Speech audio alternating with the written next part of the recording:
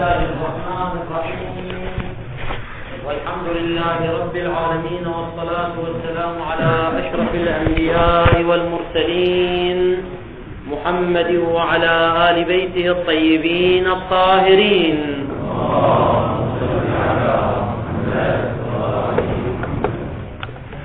الأمر الثاني عشر: استعمال اللفظ في أكثر من معنى.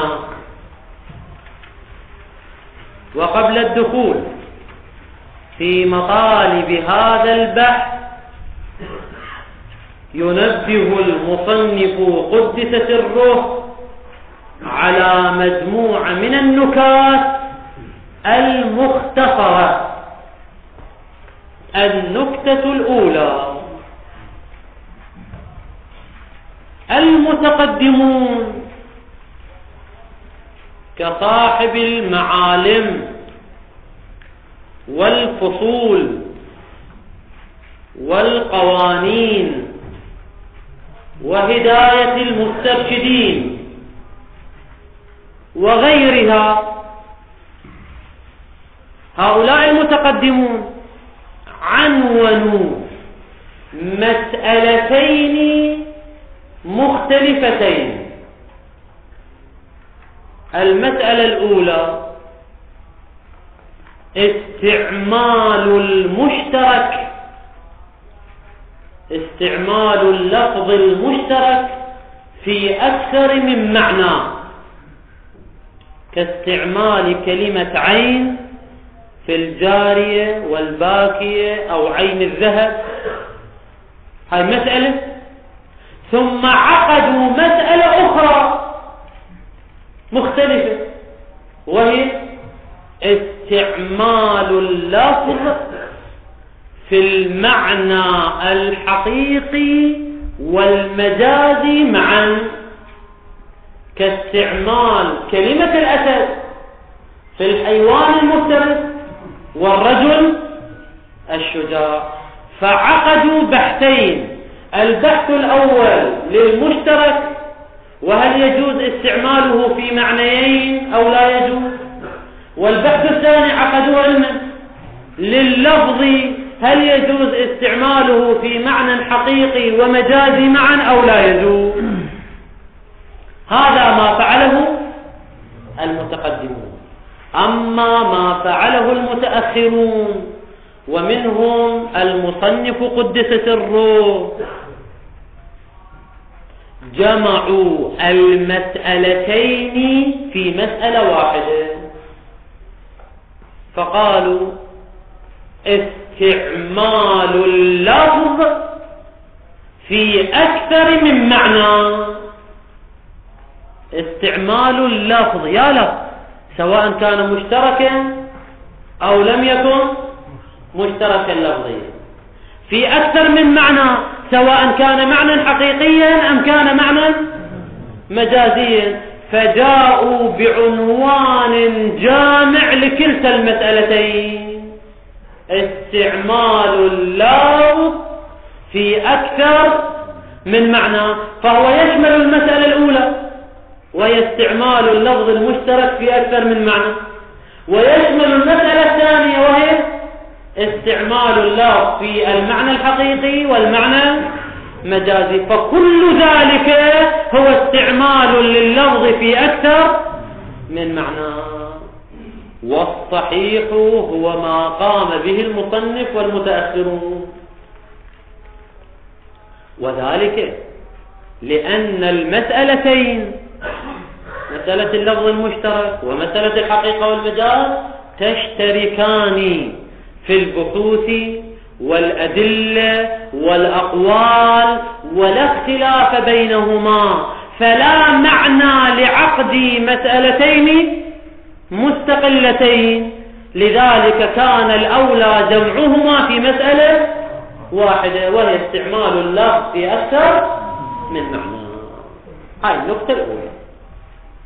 النقطة الثانية: المشترك اللفظي على نوعين. تارة يكون مشتركا بين معنيين متضادين ككلمة القرء، فإنها تدل على الحيض وتدل على الطهارة، وكلمة الجون فإنها تدل على الأبيض وتدل على الأسود، فالمعنيان متضادان ولا يمكن اجتماعهما أصلا. هذا نوع. النوع الثاني من المشتركات اللفظية ما دل على معنيين متخالفين مو متضادين، كما في كلمة عين فإنها تدل على الجارية الباكية عين الذهب. زين هاي الجارية الباكية عين الذهب هاي معاني شنو؟ متخالفة وليست معاني متضادة كالأبيض والأسود أو كالطهارة والحيض. ومحل بحثنا هنا عن النوع الثاني، لأن الأول خارج عن محل كلامنا اللي هو شنو الثاني؟ المعاني المتخالفة. أما المعاني المتضادة فلا نبحثها في هذا الباب، إنما الكلام عن استعمال اللفظ المشترك في معنيين متخالفين، وإلا استعمال المشترك في معنيين متضادين واضح البطلان، لذلك هو خارج عن محل كلامنا. هاي النقطة الثانية. النقطة الثالثة استعمال اللفظ في معنيين أو أكثر يكون على أنحاء عدة، إلى عدة أنحاء. الأول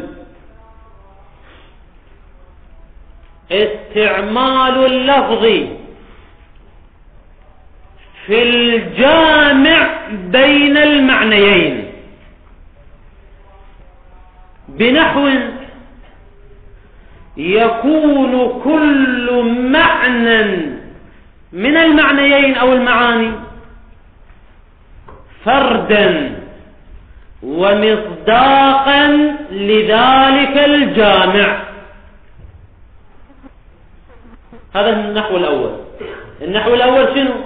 أن نستعمل اللفظ وين؟ في الجامع، وهذا الجامع له شنو؟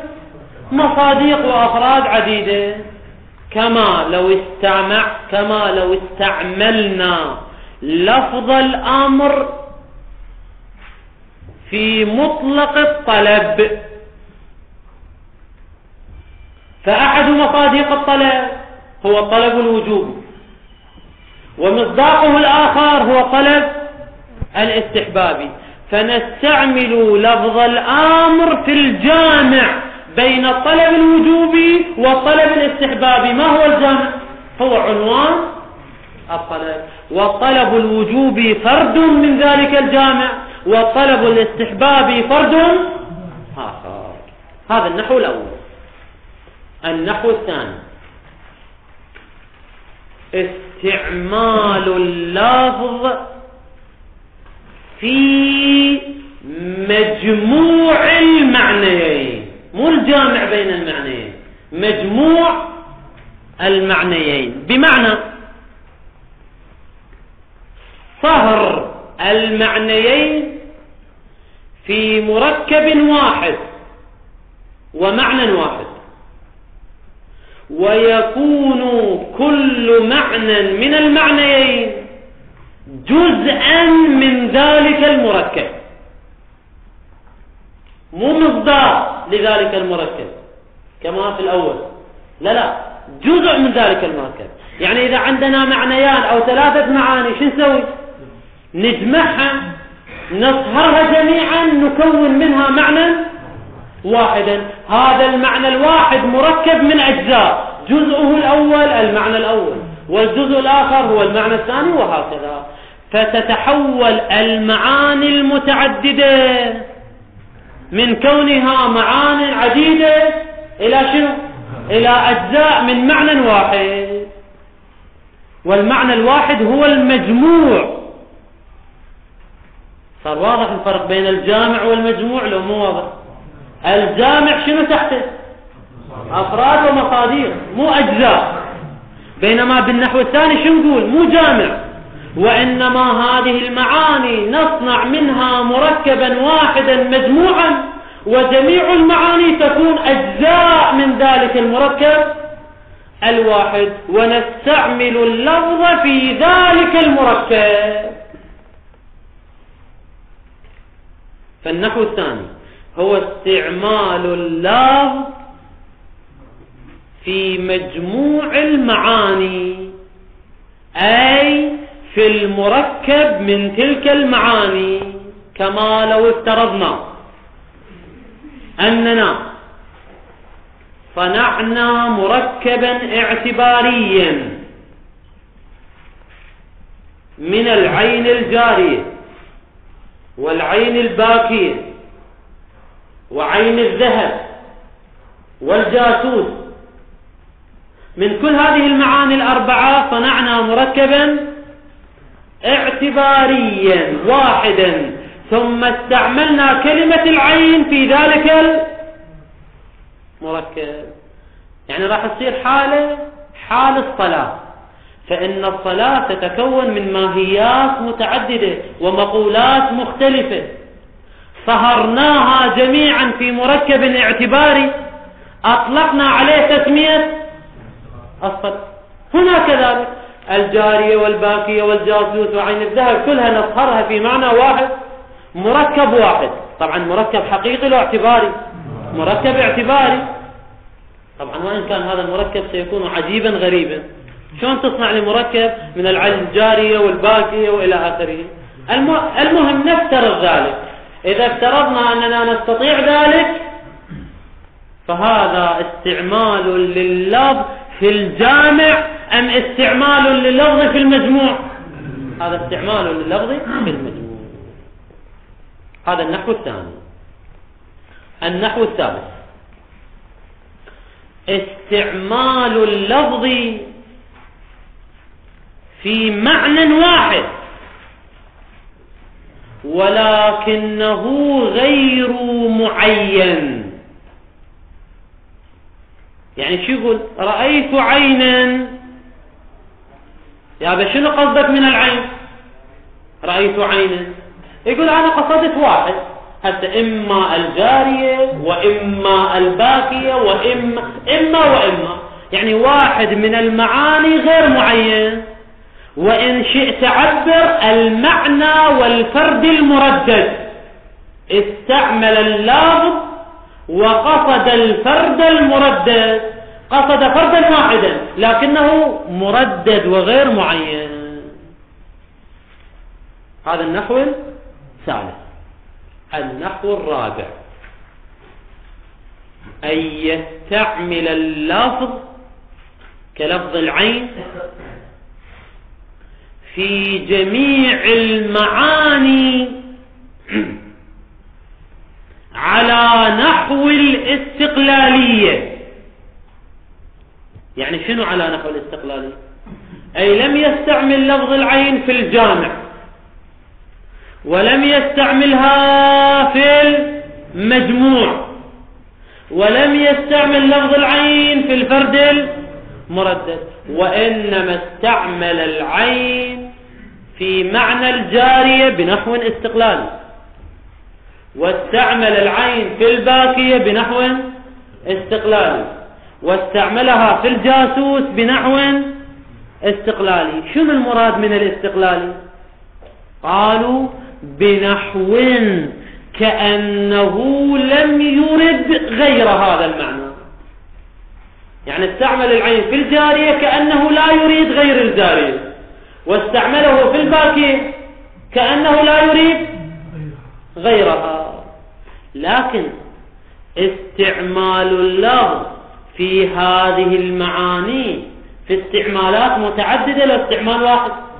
في استعمال واحد استعمل لفظ العين في استعمال واحد، قصد فيه الاستعمال في الجارية استقلالا، والاستعمال في الباكية استقلالا، والاستعمال في الجاسوس استقلالا، وهكذا. فاستعمال واحد قصد به جميع المعاني بنحو الاستقلالي. طبعا ليش نقول استقلالي؟ حتى نخرج الجامع أو المجموع أو الفرد المردد. لا، استعمل الله في جميع المعاني بنحو استقلالي، ويشبه ذلك بالعموم الاستغراقي، كما لو قال المولى أكرم كل فقير، فهنا عموم استغراقي، يعني شنو؟ انحلالي، ينحل إلى وجوبات للإكرام بعدد أفراد الفقير. كل فقير فله وجوب إكرام. زين، وجوب إكرام الفقير الأول معلق على وجوب إكرام الفقير الثاني أم مستقل عنه؟ مستقل عنه، أصلا لا علاقة له.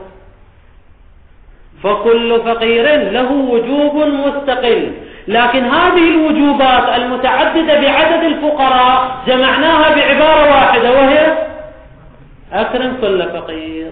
هنا كذلك هو قصد الجارية بشكل استقلالي، وقصد الباكية بشكل استقلالي، وقصد الجاسوس بشكل استقلالي، لكن جميعا استعملها باستعمال واحد، وهو رأيت عينا. رأيت عينا يعني شنو؟ يعني رأيت عينا جارية، رأيت عينا باكية، رأيت جاسوسا. هذا هو النوع الرابع من الاستعمال. إذا اتضحت هذه الأنواع الأربعة خنعيسها سريعا. الأول شنو كان؟ استعمال اللفظ في الجامع بين المعنيين، الثاني في المجموع، الثالث في الفرد المردد، الرابع في جميع الأفراد بنحو الاستقلال. إذا اتضح ذلك نقول أما الأول فهو خارج عن محل كلامه، لأنه استعمال لللفظ في معنى واحد، لأنه استعمل اللفظ في الجامع، والجامع معنى واحد مو معنى متعدد، هذا خارج عن محل كلامه. وكذلك الثاني استعمال اللفظ في المجموع المركب، فإن المجموع المركب واحد لو متعدد واحد، وإن كان واحد اعتباري لكنه معنى واحد وهو المجموع المركب. فهو استعمال لللفظ في معنيين أم استعمال لللفظ في معنى واحد؟ في معنى واحد، كاستعمال لفظ الإنسان في هذا الإنسان المتكون من الرأس واليدين والرجلين، هذا استعمال لللفظ في معنى واحد. وكذلك الثالث، في الثالث ماذا أراد؟ أراد معنى واحد لكنه شنو؟ مردد، لكنه معنى واحد أو معنيان؟ معنى واحد. إذن كل هذه الأقسام خارجة عن محل كلامنا، فلا يبقى إلا النحو الرابع، وهو استعمال اللفظ مع قصد المعاني جميعا بنحو الاستقلال، فهو محل كلامنا. وحينئذ نطرح السؤال: هل استعمال اللفظ بهذا النحو، يا نحو الرابع اللي هو استعمال اللفظ في جميع المعاني على نحو الاستقلال، هل هكذا استعمال جائز أو ليس جائز؟ أقوال في المسألة. القول الأول هو الجواز مطلقا. شنو المراد من مطلقة؟ سيتضح من خلال الأقوال الأخرى التي تقول بالتفصيل. القول الثاني عدم الجواز مطلقا. القول الثالث التفصيل بين الإثبات والنفي، ففي الجملة المثبتة الموجبة كرأيت عينا لا يجوز استعمال اللفظ في معنيين أو أكثر. أما في الجملة السالبة والمنفية ما رأيت عينا فيجوز استعمال اللفظ في أكثر من معنى. ففي حالة الإثبات لا يجوز، في حالة النفي يجوز. هذا القول الثالث. القول الرابع يقول إذا كان اللفظ مفردا ككلمة عين فلا يجوز استعماله في أكثر من معنى. أما إذا كان مثنى أو جمعا عينين أو أعين وعيون فيجوز استعمال اللفظ في أكثر من معنى.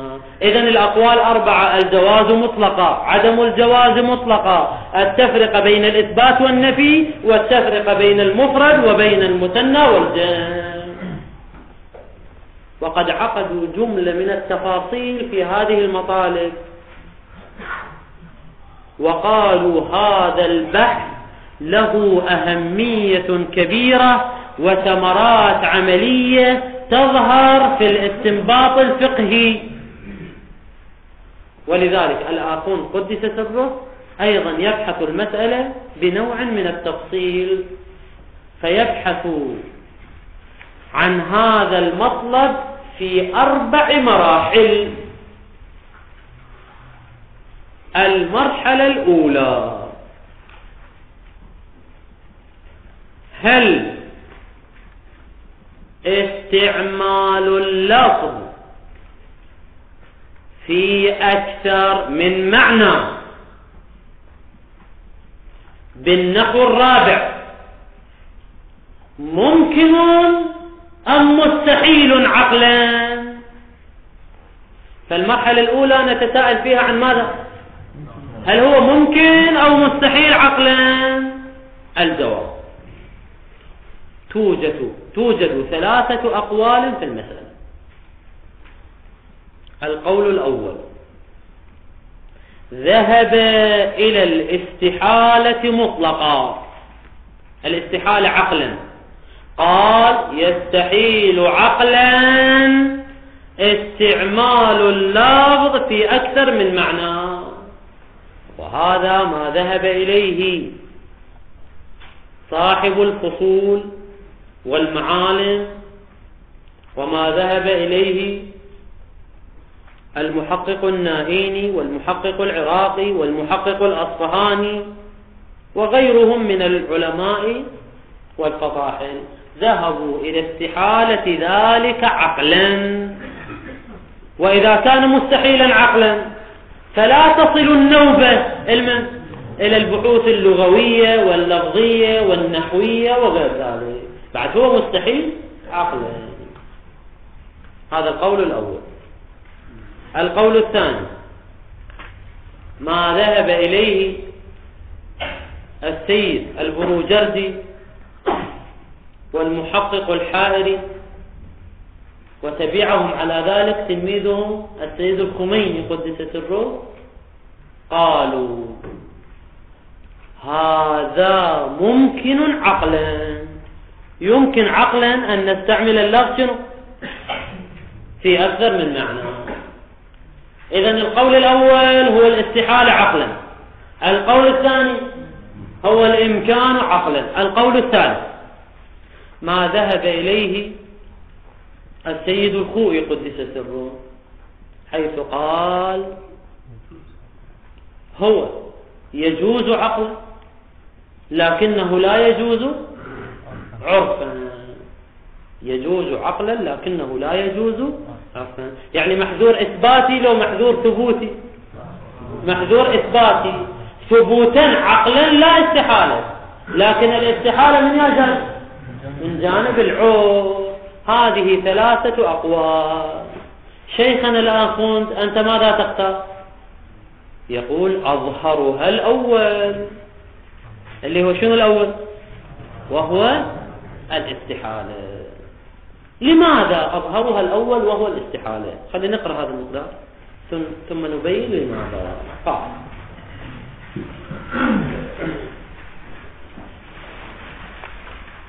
الثاني عشر استعمال اللفظ في أكثر من معنى، أنه قد اختلفوا في جواز استعمال اللفظ في أكثر من معنى، لكن بيانحوا على سبيل الانفراد والاستقلال، اللي هو يانحو نحو الرابع، لا بنحو الجامع ولا بالمجموع ولا الفرد المردد، لا على سبيل الانفراد والاستقلال. يعني شنو على سبيل الانفراد والاستقلال؟ يبين بأن هذا تفسير للاستقلال، بأن يراد منه، يعني من اللفظ، كل واحد من المعاني، كما إذا لم يستعمل اللفظ إلا في ذلك المعنى. أعيد لك العبارة: بأن يراد من اللفظ كلفظ العين كل واحد من المعاني، الجارية والباكية، كما يعني كأن اللفظ لم يستعمل إلا في ذلك المعنى، يعني كأن لفظ العين لم يستعمل إلا في الجارية، شلون استقلال؟ وكأن لفظ العين لم يستعمل إلا في الباكية، فيجمع كل هذه الاستعمالات في استعمال واحد. هل هذا ممكن أو غير ممكن؟ يقول: قد اختلفوا في جواز ذلك على أقوال، أظهرها هو القول الأول، وهو عدم جواز الاستعمال في الأكثر من معنى عقلا، عدم جوازه عقلا، هذا هو القول الأول. طبعا بخلاف من قال بالجواز، وبخلاف من قال بجوازه عقلا دون عرف. ما هو الدليل على هذا الرأي، استحالة استعمال اللفظ في أكثر من معنى عقلا؟ هذه الاستحالة وبيانها يتوقف على بيان المراد من الاستعمال. ما هو المراد من الاستعمال؟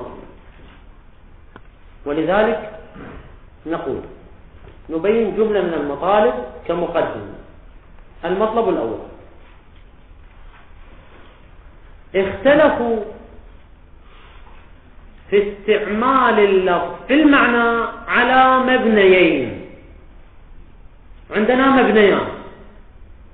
المبنى الأول هو مبنى العلامية، أي كون اللفظ علامة على المعنى،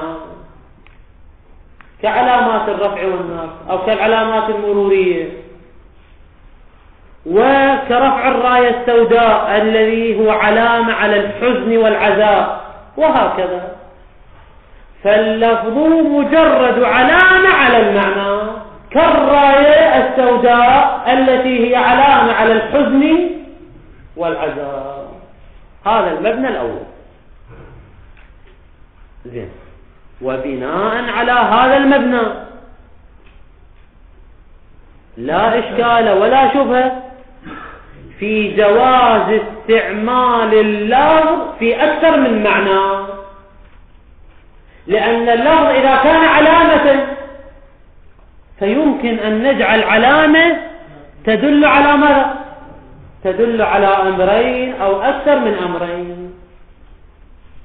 قالوا مثلا كالضوء الأحمر، فهو علامة على الخطر، وعلامة على لزوم توقف السيارة مثلا في الطريق، وعلامة على أن الآن الوقت لمرور المشاة، وعلامة مثلا لبعض الأحزاب كالحزب الشيوعي مثلا، وهكذا. فاللون الأحمر هو علامة لمعان عديدة. أو علامة للدموية لذلك هو أمر واحد وعلامة واحدة تدل على ماذا؟ على معنى، وهذا لا إشكال فيه. أنا في آن واحد أستخدم كلمة اللون الأحمر وأقصد شنو؟ اللون الأحمر اللي هو علامة على توقف السيارة، علامة على الخطر، علامة على كذا، وعلامة على كذا.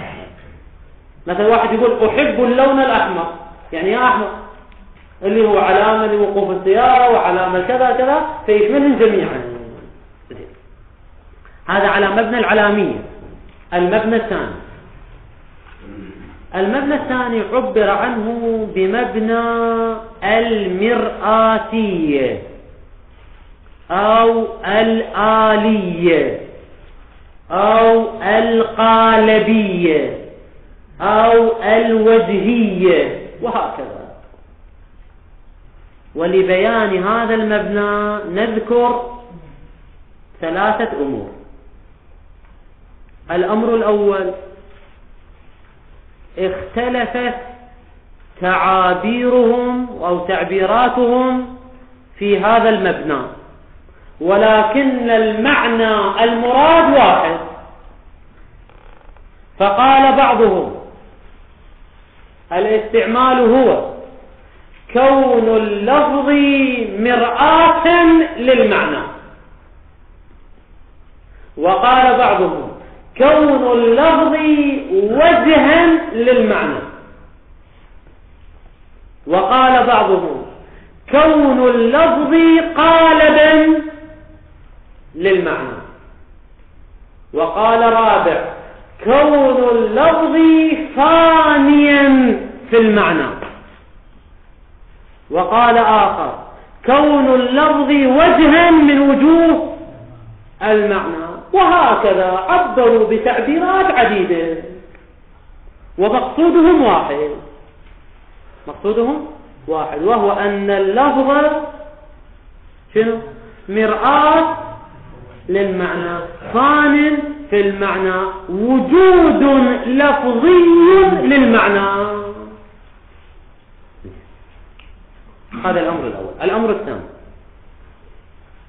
مثلوا بناء على هذا المبنى الثاني، مثلوا اللفظ والمعنى بعدة أمثلة. فقالوا تارة اللفظ والمعنى شبيهان بالمرآة والصورة المنتقشة فيها. كيف أن الصورة منتقشة في المرآة؟ هكذا اللفظ هو كالمرآة والمعنى هو كالصورة المنتقشة في المرآة. فكما يستحيل انتقاش صورتين كاملتين مستقلتين في مرآة واحدة في وقت واحد، هكذا يستحيل استعمال اللفظ في معنيين كاملين مستقلين في آن واحد. طبعا وإن جاز ذلك شنو؟ في أوقات متعددة. الآن في المرآة صورة وبعد دقيقة تأتي شنو؟ صورة أخرى. لا، الكلام في آن واحد. هل يمكن؟ مستحيل. هذا المثال الأول. المثال الثاني، مثلوه بالقبعة والرأس. نقول بالعمامة والرأس. فكما أن العمامة محيطة بالرأس وقالب للرأس، والرأس محتوى داخل العمامة، هكذا المعنى واللفظ. اللفظ هو بمثابة العمامة والمعنى هو بمثابة الرأس. فكما لا يمكن أن تحيط العمامة برأسين على نحو الاستقلال في وقت واحد. شايف لك عمامة يعني رأسين تصير هذا، وحتى لو خلينا رأسين أو 3 راح يصير شنو؟ هذا راح يصير مركب.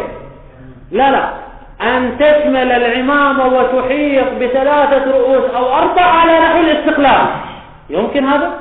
مستحيل. هكذا لا يمكن لله أن يحيط بأكثر من معنى على نحو استقلال. مثلوه أيضا المثال الثالث، قالوا كالشمعة التي هي المادة والصور النوعية التي تتركب منها. الشمعة نفسها إذا أخذتها كشمع يعني كطين مثلا مرن، تستطيع أن تصنع منه اسطوانة، تستطيع أن تصنع منه شنو؟ مكعب، وهكذا تستطيع أن تصنع منه فيلا أو فأرة أو بأي طريقة تستطيع أن تصنع. لكن هل يمكن أن تصنع شيئين بهذا الشمع في وقت واحد؟ لا يمكن. إما أن تصنع فأرة وإما أن تصنع فيلا مثلا. هكذا اللفظ والمعنى، لا يمكن أن تقصد باللفظ معنيين في وقت واحد، وإن جاز ذلك في أوقات متعددة. وهكذا ضربوا أمثلة كثيرة، لكن المقصود هو كله واحد. النقطة الثالثة والأخيرة أنه ماهية الاستعمال. ما هي؟ الجواب: الاستعمال هو إفناء لللفظ في المعنى، جعل اللفظ مرآة للمعنى، والمرآة تفنى في الصورة، لأنك حينما تنظر إلى المرآة تلتفت إلى وجودها أن تركز على الصورة، أنت تركز على الصورة. هكذا في اللفظ والمعنى، اللفظ يفنى في المعنى، ولا يجوز فناء الشيء الواحد في أمرين في وقت واحد.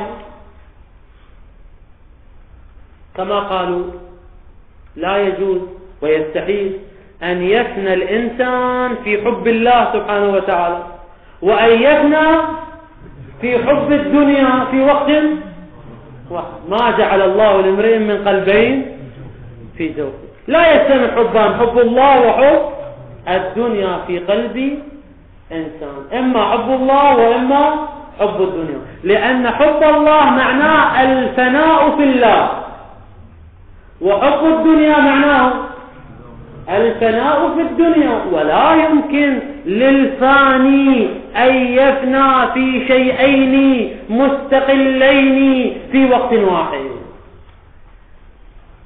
هكذا اللفظ لا يمكن أن يفنى في معنيين في وقت واحد. ولذلك قالوا استعمال اللفظ في المعنى ليس فقط ملاحظة اللفظ وجها للمعنى، بل ملاحظته كأنه نفسه، يعني تلحظ اللفظ كأنه عين المعنى. شلون يعني تلحظه عين المعنى؟ ولذلك الصفات والآثار الثابتة للمعنى تنعكس على ماذا؟ كالحسن والقبح. المعنى إذا كان حسنا فاللفظ يكون حسنا ومحبوبا، أما المعنى إذا كان قبيحا فهذا ينعكس على اللفظ. فمثلا معنى النجاح والفوز، النجاح والفوز معنى لطيف، لذلك كلمة النجاح والفوز إنها محبوبة إليه. أما مثلا الموت أو الخسارة أو المرض، هذه الألفاظ صارت عندك شنو؟ نفرة ومبغوضية لها، باعتبار شنو؟ باعتبار المعنى. وإلا الألفاظ هي مقاطع من الحروف لا تتصف بالحسن والقبح، وإنما ينعكس عليها الحسن والقبح من جهة معنى. بأي سبب؟ بسبب أن اللفظ قد ثني في المعنى، واللفظ لوحظ كأنه عين المعنى، ولذلك الحسن الموجود في المعنى ينعكس على اللفظ، والقبح الموجود في المعنى ينعكس على اللفظ. والنتيجة نحن لاحظنا اللفظ ثانيا في المعنى، وجها للمعنى، عنوانا للمعنى، بل هو عين المعنى. إذا كان كذلك هل يمكن استعماله في معنى آخر؟ هذا مستحيل. كل اللي يريد يقول الآخر هو هذا، لكن عباراته شوية يعني المعنى واحد، المعنى واضح. اللي هو شنو المعنى واضح؟ استعمال اللفظ. أعيده وأركزه حتى أطبق لك العبارة. المعنى واحد، وهو أن استعمال اللفظ في المعنى ماذا يعني؟ إثناء اللفظ في المعنى، جعل اللفظ وجها وعنوانا للمعنى، بل أرقى من ذلك. شنو؟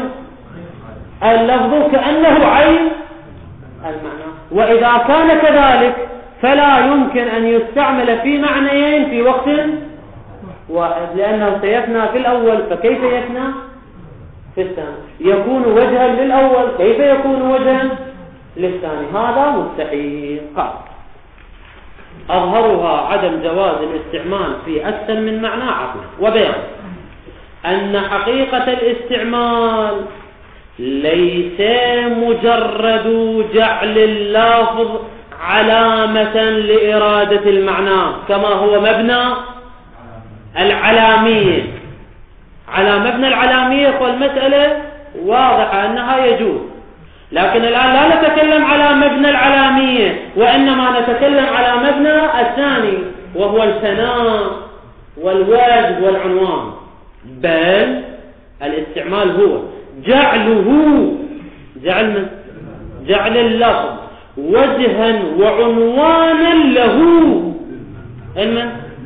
للمعنى، بل بوجه من الوجوه هو نفسه. يعني شنو هو نفسه؟ أي اللفظ هو نفس المعنى. هاي العبارة ذاتيتها أوضح صيغة بهالطريقة، بل هو نفسه بوجه من الوجوه. يعني كأن اللفظ هو نفس المعنى بوجه. طبعا ليش قال بوجه؟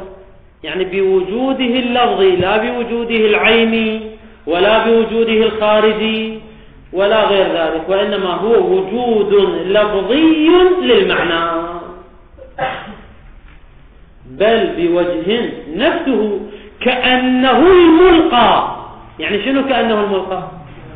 يعني حينما تأتي باللفظ كأنك لم تلقى اللفظ، وإنما ألقيت المعنى للسامع، ولذلك السامع لا يلتفت إلى اللفظ، وإنما ينتقل مباشرة إلى المعنى. ولذا يعني شنو ولذا؟ أي ولكون اللفظ وجها وعنوانا للمعنى، بل اللفظ هو عين المعنى، لذلك يسري إليه إلى اللفظ قبح المعنى أو حسن المعنى كما لا يخفى. لا يسري مجرد علامة. لا علامة، يعني مو نفسه. العلامة شيء كالعلامة الموضوع على البئر أو علامة موضوع على المسافات. العلامة مباينة للأمر الذي وضعت عليه العلامة، مباينة. أما احنا شو نريد نقول نفسه عينه يثني فيه أو يثنى فيه، وهكذا. السريان إذا قلنا بالعينية مو بالمباينة. إذا بالمباينة كيف تسري؟ يعني الآن إذا كان الحزن مكروها بالنسبة لك، هل هذا يعني أن الراية السوداء مكروهة؟ ما لها ربط. أصلا شنو الربط بيناتهم؟ إذا كان الخطر مكروها، هل هذا يعني أن اللون الأحمر مكروه؟ ما له علاقة. إذا كنت تحب البئر، هل هذا يعني أن العلامة على البئر محبوبة؟ ما لها ربط، يعني ماكو ربط بينهم لوجود المغايرة. أما هنا لوجود الاتحاد، فالحسن والقبح يسري من المعنى إلى الله. يعني معنى واحد يكون متعاطي للصفاء، الواحد متعاطي للإنشاء. بل فإذا كان هذا المعنى شلون يكون هذا الألفاظ يحمل هذه الدلالة؟ لفظ يحمل معنى التفاؤل، نعم. لفظ آخر نفس هذا المعنى يحمل معنى التشاؤم. هذا التشاؤم قد يكون لسبب خارجي مو بسبب المعنى. وإلا لو المعنى واحد شلون تفاؤل وتشاؤم في وقت واحد؟ هو معنى واحد. هذا لأسباب عارضة، لأسباب عارضة. هذا مثلا الحروف منفرة إليك، أو لحادثة خلتك تضوج من هذا الاسم أو هذا اللفظ، المهم لأسباب عارضة وليس لذات الألفاظ. قال زين إذا كان الأمر كذلك، إذا كان اللفظ يفنى في المعنى بل هو عين المعنى، يقول ولا يكاد، هذا بيان الاستحالة، ولا يكاد يمكن جعل اللفظ كذلك. يعني شنو كذلك؟ يعني وجها وعنوانا للمعنى بل هو نفس المعنى إلا لمعنى واحد، لا يمكن أن يجعل لأكثر من معنى ضرورة. هذا تعليل المن لقوله ولا يكاد يمكن. لماذا لا يكاد يمكن؟ لماذا لا يمكن؟ ضرورة أن لحاظه، لحاظ اللفظ هكذا، يعني شنو هكذا؟ وجها وعنوانا وفانيا في المعنى، في إرادة معنى، لحاظ اللفظ في إرادة معنى ينافي لحاظ اللفظ كذلك، يعني وجها وعنوانا في إرادة الآخر اللي هو يهوى الآخر المعنى، لا أصلا بينهما تضاد لا يجتمعان، حيث إن لحاظ اللفظ كذلك يعني وجها للمعنى لا يكاد يكون إلا بتبع. يعني شلون أنت تلحظ اللفظ وجها للمعنى؟ شلون تلحظه وجها للمعنى؟ إذا جعلت اللفظ فانيا في المعنى، وإذا كان فانيا في هذا المعنى فيستحيل أن يفنى في معنى آخر، حيث أن لحاظ اللفظ كذلك يعني وجها للمعنى لا يكاد يكون إلا بتبع لحاظ المعنى. زين بيا شكل حال كون اللفظ فانيا فيه، يا هو الفاني اللفظ فيه يعني في ذلك المعنى. زين كيف يفنى فيه؟ يقول فناء الوجه في ذي الوجه والعنوان في المعنوان، ومعه يعني شنو ومعه؟ ومع كونه فانيا في هذا المعنى كيف يمكن إرادة معنى آخر معه مع المعنى الأول؟ هذا يلزم الفناء في أمرين مستقلين في وقت واحد، وهذا مستحيل. ومعه كيف يمكن إرادة معنى آخر مع المعنى الأول كذلك؟ طبعا في استعمال واحد، كلامنا كله في استعمال واحد، ولذلك هذا الجار والمجرور في استعمال واحد متعلق بكلمة إرادة. كيف يمكن إرادة معنى آخر غير المعنى الأول في استعمال واحد؟ لا يمكن ذلك. مع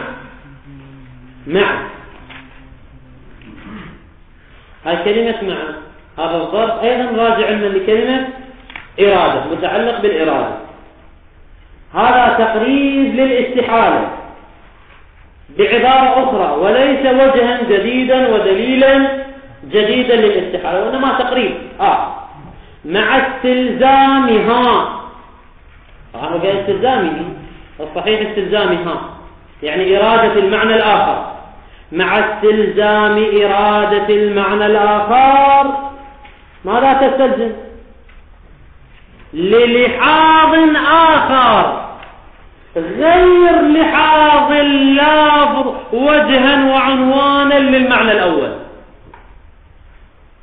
إرادة المعنى الثاني ماذا تحتاج؟ إلى لحاظ جديد غير اللحاظ الأول. اللحاظ الأول ما هو؟ لحاظ اللفظ وجها وعنوانا للمعنى الأول. زين إذا أردنا المعنى الثاني لابد أن نلحظ لحاظا آخر، يعني نلحظ اللفظ وجها وعنوانا لمعنى آخر. وهذان لحاظان متضادان لا يمكن أن يجتمعان مع استلزام إرادة المعنى الآخر. ماذا تستلزم؟ للحاظ آخر غير لحاظ اللفظ وجها للمعنى الأول، للحاظ آخر غير لحاظ اللفظ كذلك. يعني شنو كذلك؟ يعني وجها وعنوانا للمعنى. في هذا الحال يا حال، يعني في حال وحدة الاستعمال لا يمكن ذلك. وبالجملة إذن شو تبين لحد الآن؟ شو تبين؟ أن استعمال اللفظ في المعنى هو إفناء لللفظ في المعنى، فيستحيل أن يفنى في معنى آخر. وهذه استحالة عقلية، والاستحالة العقلية قابلة للتخصيص أو ليست قابلة للتخصيص؟ ليست قابلة للتخصيص. لذلك لا نفرق بين المفرد والمثنى والجمع كما فرق بعضهم، ولا نفرق بين الحقيقة والمجاز، يعني معنيان حقيقيان أو معنيان مجازيان أو واحد حقيقي ومجازي، كل ذلك مستحيل. قال وبالجملة لا يكاد يمكن في حال استعمال واحد لحاظ اللفظ وجها لمعنيين وثانيا في الاثنين، طبعا إلا أن يكون اللاحظ أحول العينين، لأن الأحول يرى الشيء اثنين فيرى المعنى معنيين، فلذلك يبني اللفظ في المعنيين. زين، خاف ما يقولون علينا. فانقدح بذلك، يعني بامتناع إرادة معنيين من لفظ واحد، امتناع استعمال اللفظ مطلقا. يعني جنو مطلقا؟ مفرد، مثنى، جمع، معنى حقيقي، معنى مجازي. فانقدح بذلك امتناع استعمال اللفظ مطلقا مفردا كان أو غيره في أكثر من معنى بنحو الحقيقة أو المجاز، وهذا معناه صحة القول الأول وهو الاستحالة عقلا مطلقا، ولولا امتناعه يأتي. والحمد لله رب العالمين، وصلى الله على محمد وآله الطاهرين. غدا يكون الدرس إن شاء الله على رأس الساعة إن شاء الله. قدمنا درس المكاتب إلى الساعة 7.